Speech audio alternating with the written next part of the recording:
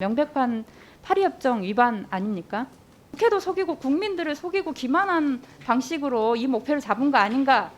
네, 장관님, 지난 18일 탄중위가 의결한 2030 NDC는 4억 3,660만 톤입니다. IPCC 공고 기준과 비교하면 7,500만 톤을 초과합니다. 이렇게 되면 파리협정 목표인 1.5도씨를 지키지 못합니다. 명백한 파리협정 위반 아닙니까? 2020년 NDC는 2017년 총 배출량 대비 2030년 온실가스 총 배출량을 24.4% 감축하겠다는 내용입니다.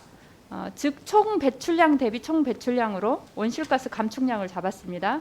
그런데 21년 NDC는 18년 총 배출량 대비해서 30년 온실가스는 순 배출량을 40% 감축하겠다는 내용인데요. 기준 연도가 총 배출량이면 목표 연도로 해외 배출 저감까지를 포함해서 순 배출량 이렇게 설정하는 것이 온실가스를 더 많이 줄이는 것처럼 보이기 위한 착시 현상이 생깁니다. 우리가 이전까지만 해도 총으로 했어요. 그런데 이번에 총순으로 하면서 해외 감축분도 포함시켰고 CCUS도 포함시킨 것은 결국은 시민들에게 어떻게 해서든 40% 맞추려고 하는 거 이런 거인가 아닌가 하는 생각이 들고, 결국 우리가 국회에서 35% 기준을 잡았는데 결국은 국회도 속이고 국민들을 속이고 기만한 방식으로 이 목표를 잡은 거 아닌가 하는 생각이 든다는 거죠. 전환 부분을 보면요. A, B와는 각각 석탄은 전면 중단이고 LNG는 일부 유지입니다. 이 7기에 대해서는 그러면 2050년까지 계속 운영한다는 겁니까? 아니면 중간에 어디 정도에 폐쇄한다는 겁니까? 탄소 중립 시나리오에 따르면 석탄이 전면 중단되거나 또는 LNG로 전환된다라고 볼 수 있을 것 같습니다. 50년까지는 전면 중단인데 네. 그러면 지금 7기를 50년까지 계속 운영하고 50년에 중단한다는 겁니까? 아니면 35년에 중단인지 40년에 중단인지 구체적인 계획이 좀 있어야 될 거 아닙니까? 시나리오도 그렇고 그다음에 NDC도 그렇고 매 5년마다 다시 재검토를 하도록 되어 있습니다. 그래서 그것은 아마 매 5년에 따라서 재검토를 하는 과정에서 정확하게 석탄의 전면 중단이든지 LNG로의 전환이라든지 하는 부분이 나올 수 있을 것이라고 생각합니다. 세계 주요 선진국 영국, 독일, 스웨덴은 2030년, EU는 35년까지 내연기관차 판매 금지를 발표했어요. 우리는 그러면 언제 내연기관차는 판매를 중단할 것인지 계획이 있습니까?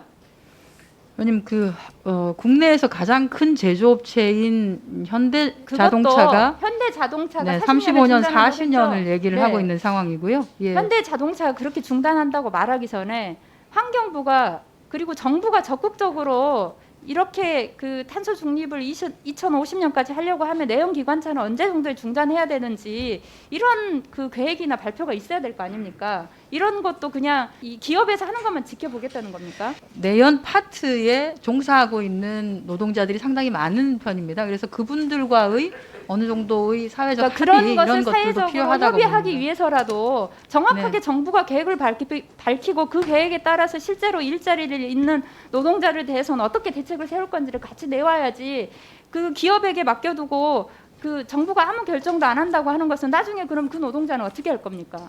이제 전 세계적인 추세가 있기 때문에 그 흐름에서 벗어날 수는 없을 거라고 생각하고요. 그 흐름과 그다음에 국내적인 상황들을 고려해서 장관님, 예. 그것을 기업에게만 맡겨두지 말고 정부가 저희가 기업에다가 맡겨두려고 정확하게 하고 있지는 노동자들에 않습니다. 대해서 어떻게 할 것인지 계획을 해오라는 겁니다. 온실가스 제거 항목과 관련해서 보시면 3,350만 톤을 국외 감축분이 포함됐어요. 근데 국외 감축분도 이전 NDC에 비해서 2배나 늘어났습니다. 이것도 역시나 40% 감축 수치에 맞추기 위해서 더 늘린 거라고 보이는데 이거 정확하게 책임 회피 아닌가 생각이 듭니다.